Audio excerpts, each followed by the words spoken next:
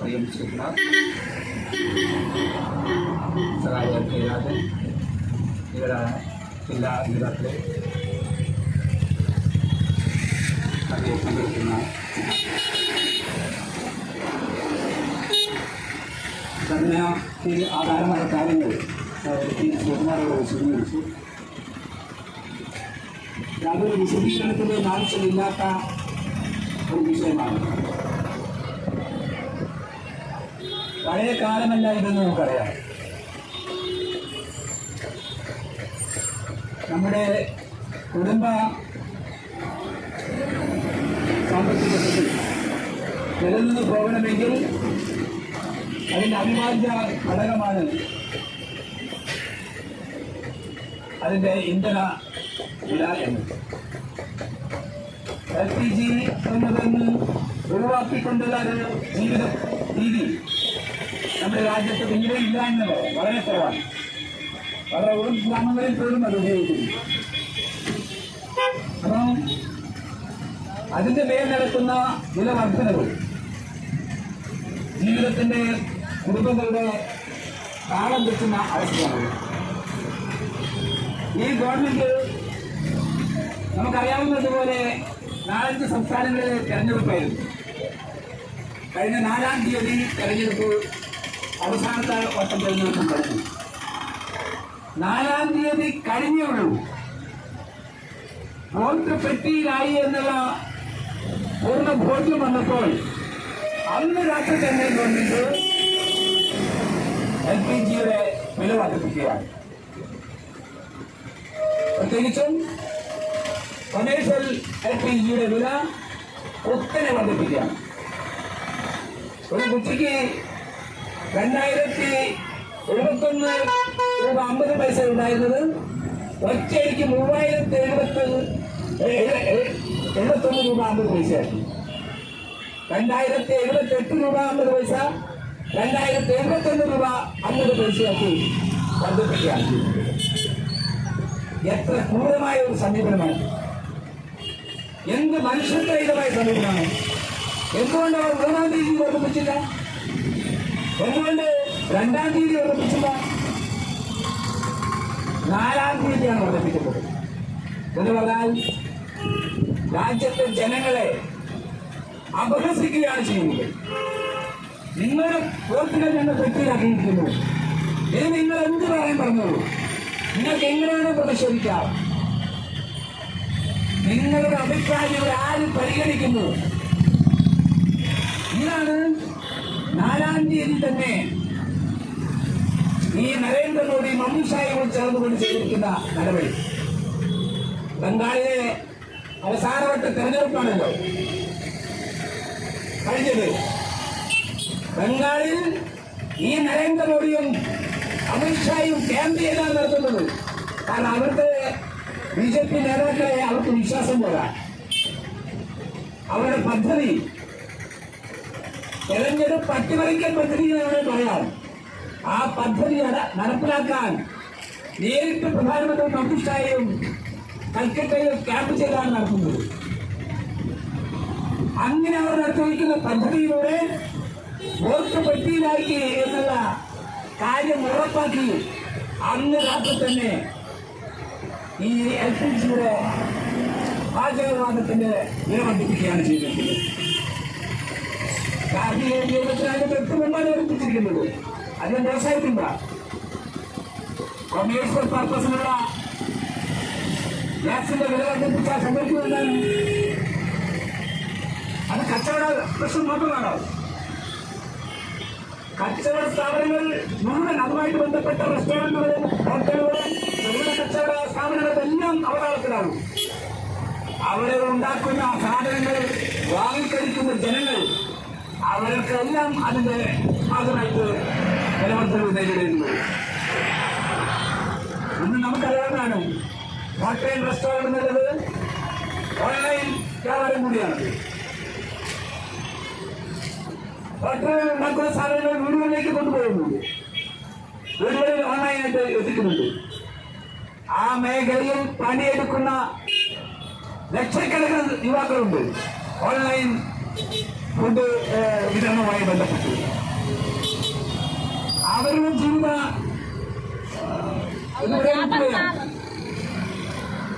അതാണ് സാഹചര്യം. സകല സാധനങ്ങളും വ്യവസ്ഥ ഭക്ഷ്യസാധനങ്ങൾക്കെല്ലാം വില വർദ്ധിപ്പിക്കുന്ന അവസ്ഥയിലേക്ക് ചെന്നെത്തുകയാണ് ഈ കൊമേഴ്സ്യൽ സിലിണ്ടറിൽ വില വർദ്ധിപ്പിച്ചത്. എന്താണ് ന്യായീകരണം? ഒരു ന്യായീകരണവുമില്ല.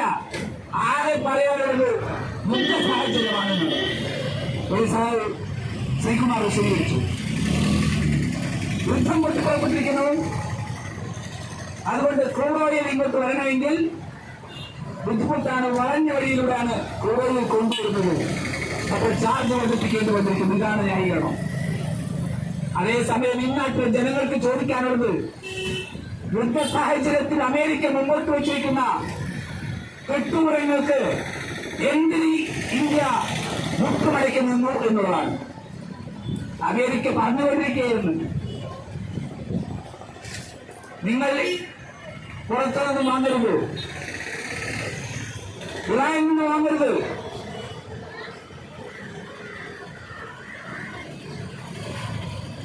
മറ്റൊരു രാജ്യത്തു നിന്നും നിങ്ങൾ വാങ്ങരുത്,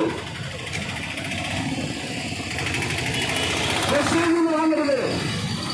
ക്രൂഡ് ഓയിൽ വാങ്ങേണ്ടത് ഞങ്ങൾ വന്ന മാത്രമായിരിക്കണം എന്നുള്ള കെട്ടുറവാണ് അമേരിക്ക മുമ്പോട്ട് വെച്ചിരിക്കുന്നത്. ഈ ട്രംപിന്റെ കെട്ടുറത്തിനുണ്ട് ഇന്ത്യ മുട്ടുമടക്കി.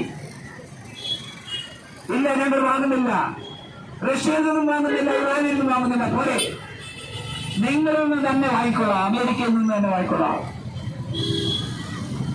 ട്രംപിൽ നിന്ന് മാത്രമേ ക്രൂഡ് ഓയിൽ വാങ്ങുമെന്ന് ഉറപ്പുവരുത്തി ട്രംപിന്റെ ക്രൂഡ് ഓയിൽ വാങ്ങിക്കൊണ്ടിരിക്കുകയാണ്. ഇതിനാരാണ്? എന്നിട്ട് പറയാണ് യുദ്ധ സാഹചര്യം കൊണ്ടാണ് ക്രൂഡ് ഓയിൽ വില വർദ്ധിച്ചിരിക്കുന്നത്. അതിന്റെ ഭാഗമായിട്ടാണ് പെട്രോളിയം ഉൽപ്പന്നത്തിന് വില വർദ്ധിക്കുന്നത്.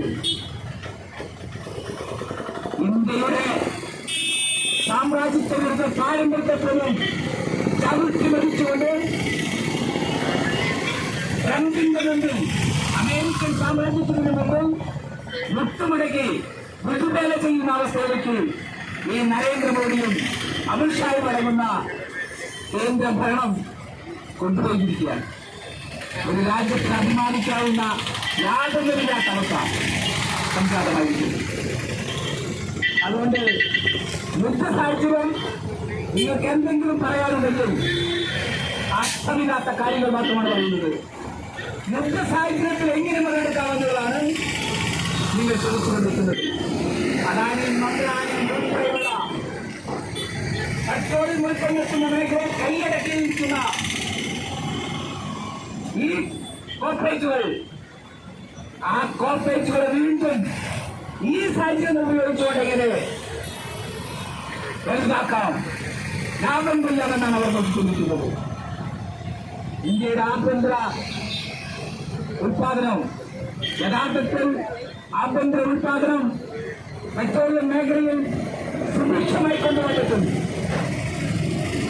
ഇന്ത്യയുടെ ആവശ്യമായ മുഴുവൻ പെട്രോളിയം ഉൽപ്പന്നം കൊണ്ടുവന്നതും ആഭ്യന്തര രംഗത്ത് ഉൽപ്പാദിപ്പിക്കാൻ വേണ്ടിയിട്ട് അതിനുള്ള യാതൊരു മാർഗവും സ്വീകരിക്കാതെ ക്രൂഡ് ഓയിൽ ഇറക്കുമതി ചെയ്യുകയാണ്. ഇവരെ കൊണ്ടുവന്ന് ഇറക്കുമതി ചെയ്ത ക്രൂഡ് ഓയിൽ ഈ അദാനിമാരുടെ എണ്ണ ശുദ്ധീകരണശാലയിൽ ശുദ്ധീകരിച്ച് വീണ്ടും അത് കയറ്റി വയ്ക്കുകയാണ് ഇന്ത്യ. നോക്കണം, ആർക്കാണ് ലാഭമാകുന്നത്?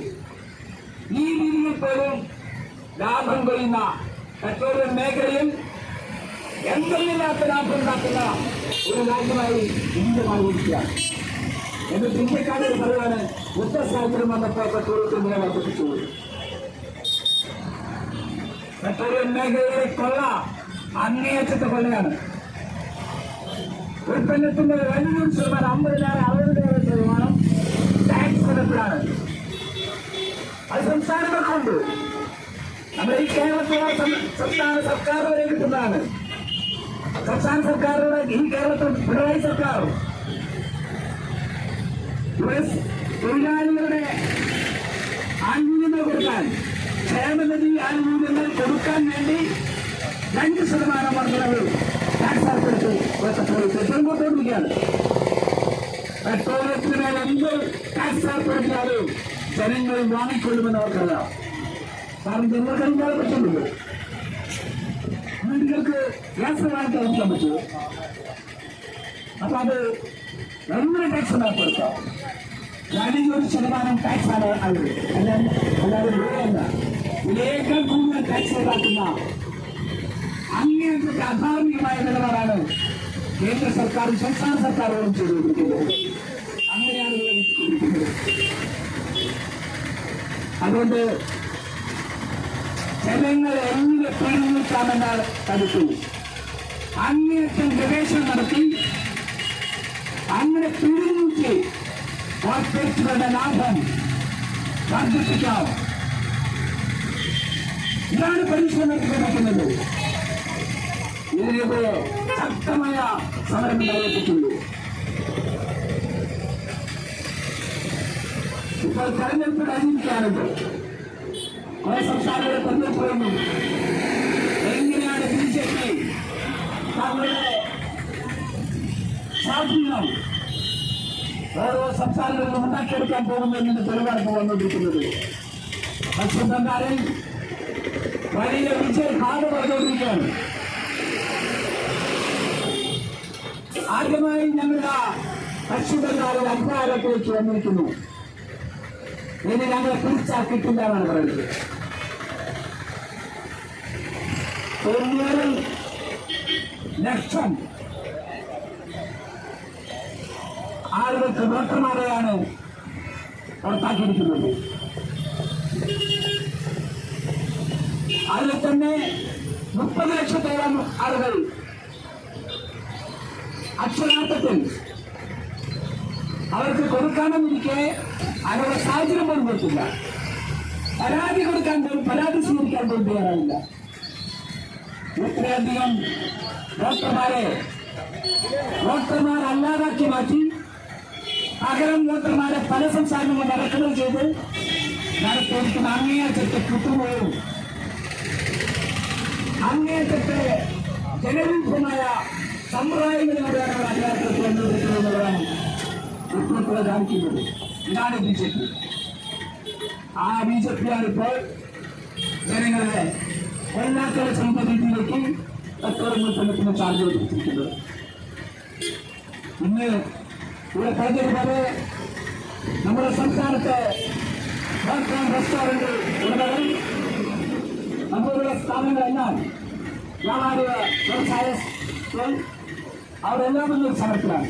കടയടപ്പ് സമരത്തിൽ ആ കടയടപ്പ് സമരത്തോട് നമ്മുടെ പാർട്ടി FCC കമ്മ്യൂണിസ്റ്റ് പാർട്ടി പിന്തുണ പ്രഖ്യാപിച്ചിരിക്കുകയാണ്. ആ സ്വാതന്ത്ര്യ സമരത്തിൽ അത് ഐക്യദാർഢ്യം പ്രഖ്യാപിച്ചുകൊണ്ടിരിക്കുകയാണ്. ഇതിവിടെ അവസാനിപ്പിക്കുന്ന സമരമല്ല, സമരം ശക്തമായിട്ട് മുമ്പോട്ട് കൊണ്ടുപോകണം.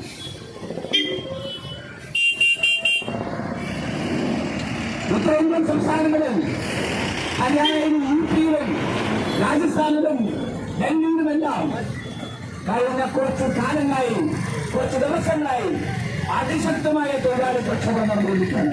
എത്രയാണ് അവിടെ തൊഴിലാളികൾ തൊഴിലുകളിൽ ഗുഡ്ഗാവിലെയും നോയിഡയിലെയും പാനിപ്പറ്റിലെയും വ്യവസായ തൊഴിലാളികൾ ഈ അദാനി അംബാനിമാരുടെ വ്യവസായ ശാലകളിൽ പണിയെടുക്കുന്ന ആളുകൾ ഇവിടെ ശുദ്ധീകരണ ശാലകളിൽ പണിയെടുക്കുന്ന സ്ത്രീകളും തൊഴിലാളികൾ തൊഴിലുകളിൽ സമരം ചെയ്യുകയാണ്. അവർ ആവശ്യപ്പെടുന്നത് പ്രധാനമായിട്ടും ശമ്പള വർദ്ധനമാണ്. അവർക്ക് കിട്ടിക്കൊണ്ടിരിക്കുന്നത് 9,000 രൂപയാണ്. കഴിഞ്ഞ 10 വർഷമായി 1 രൂപ പോലും ലഭിച്ചിട്ടില്ല ശമ്പളത്തിൽ. പക്ഷേ കഴിഞ്ഞ 10 വർഷമായിട്ട് അവരുടെ ജീവിത ചെലവ് ഉത്തരവുകയാണ് 4-5 ഇരട്ടിലേക്ക് വർദ്ധിച്ചിരിക്കുകയാണ്. ഇപ്പോൾ യുദ്ധം പൊട്ടിപ്പുറപ്പെട്ടപ്പോൾ ഈ ആളുകൾക്ക് ഈ കുടുംബങ്ങൾക്ക് ഗ്യാസ് വാങ്ങാൻ കൊടുക്കാൻ പറ്റില്ല. ഒരു ഗ്യാസ് കിട്ടുമെങ്കിൽ 5,000-6,000 രൂപ ബ്ലാക്കിൽ കൊടുക്കുമ്പോൾ മാത്രമേ ഒരു ഗ്യാസ് കുറ്റി വാങ്ങിക്കാൻ പറ്റുള്ളൂ. അതുകൊണ്ടാണ് സ്ത്രീ തൊഴിലാളികൾ തെരുവിലിറങ്ങി ചോദിക്കുന്നത്, ഞങ്ങൾ എങ്ങനെ ജീവിക്കും? ഒരു ഗ്യാസ് കുറ്റിക്ക് 5000 രൂപ കൊടുത്താവും നിങ്ങൾ വരുന്ന 10,000 രൂപ വെച്ചിട്ട് ബാക്കി എന്തുണ്ടാവും ഞങ്ങളുടെ കുഞ്ഞുങ്ങൾക്കും ഞങ്ങൾക്കും ഭക്ഷണം കഴിക്കാൻ. അതുകൊണ്ട് ശമ്പളം കൂട്ടൂ, മിനിമം കൂലി തരൂ. അതേപോലെ തന്നെ ജോലി സമയം ഏതാണ്ട് ഇരട്ടിയാക്കി കിട്ടി. 12 മണിക്കൂറും 11 മണിക്കൂറും 16 മണിക്കൂറും. പക്ഷെ അതിന് കാശില്ല. ആ പേച്ചുകൾക്ക് വേണ്ടി ഇങ്ങനെ സമയം കൂട്ടിയും കൂലി കുറച്ചും കൊണ്ടുപോയ യുപിയിലെ ഹരിയാനയിലെ ഗവൺമെന്റിനെതിരെ വെട്ടിത്തെറിച്ചുകൊണ്ട് സമീപകാലത്തൊന്നും കാണാത്തവർക്ക് തൊഴിലാളികൾ തെളിഞ്ഞിറങ്ങി. ആ തൊഴിലാളി സമരത്തെ ഈ യോഗി ആദിത്യനാഥൻ നേരിട്ടടിയും നമ്മൾ കണ്ടുകൊണ്ടിരിക്കുകയാണ്. തെരുവും തല്ലിച്ചടയ്ക്കുകയാണ്. സ്ത്രീകൾ തല്ലിച്ചടയ്ക്കുന്ന സ്ത്രീ തൊഴിലാളികൾ സമരത്തെ നേരിടുന്ന രീതിയാണ്. അവർ കൊണ്ടുവന്ന നേതൃത്വത്തിന് കണക്കാക്കുകയാണ്. തൊഴിൽ സമരം ഞങ്ങൾ അനുവദിക്കില്ല. ഇതാണ് പറയുന്നത്. ട്രേഡ് യൂണിയനുകൾ ആരും തന്നെ ഇല്ല. കാരണം ട്രേഡ് യൂണിയൻ അവരൊക്കെ സംഘടന പ്രസ്ഥാനങ്ങളുടെ ഭാഗമായിപ്പോയി. എല്ലാം ഭരണക്കാരുടെ ആളുകളായിപ്പോയി. ട്രേഡ് യൂണിയനുകൾക്ക് രാഷ്ട്രീയമാണ്. രാഷ്ട്രീയ പാർട്ടികൾ തങ്ങളുടെ രാഷ്ട്രീയ പാർട്ടികളുടെ ആവശ്യം മാത്രമേ നോക്കുന്നു. ആളമുട്ടിയ തൊഴിലാളികൾ ട്രേഡ് യൂണിയനുകൾക്ക് അതീതമായി മുന്നോട്ട് വന്നു. ഒരു അപ്ലിക്കേഷനും അവർ നോക്കിയില്ല. ഞങ്ങൾക്ക് കുടിക്കുന്നത് വേണം, ഞങ്ങൾക്ക് ജീവിക്കണം, നിയമം കുടിക്കണോ. 5000 രൂപ കൊടുത്ത് ഗ്യാസ് വാങ്ങിച്ച് ഞങ്ങളുടെ കുടുംബങ്ങളെ കണ്ടെത്തുന്നില്ല.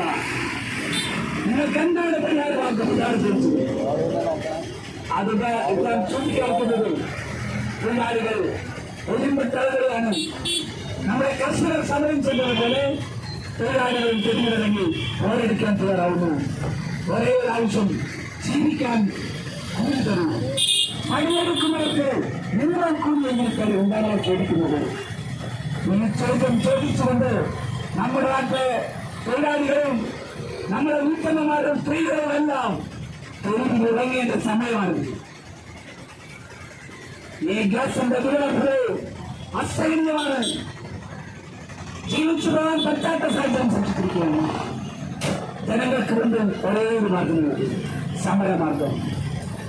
പോരാട്ടത്തിന്റെ മാർഗം ലോകത്തൊരിടത്തും മറ്റൊരു മാർഗമില്ല. അതുകൊണ്ട് ലോകത്തെല്ലായിടത്തും അസഹനീയമായ ജീവിത സാഹചര്യത്തിലൂടെ തൊഴിലാളികൾ ജനങ്ങൾക്ക് മുമ്പിലാണ്. ഇന്ത്യയിലും ജനങ്ങൾക്ക് മുമ്പിലേക്ക് വന്നായിരിക്കുന്നു.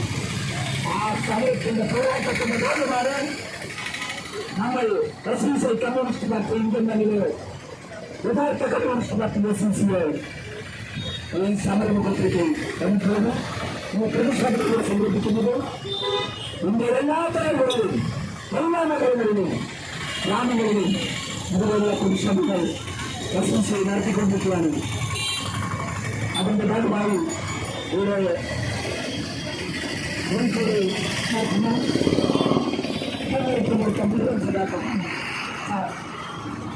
പ്രവർത്തകർക്കും അഭിവാദ്യങ്ങൾ അർപ്പിച്ചുകൊണ്ട് ഈ ധർണാസനം ഉദ്ഘാടനം ചെയ്തേക്കാം. ഇമ്രാൻ സിന്ദാബാദ്, എസ്എൻസി കമ്മ്യൂണിസ്റ്റ് സിന്ദാബാദ്.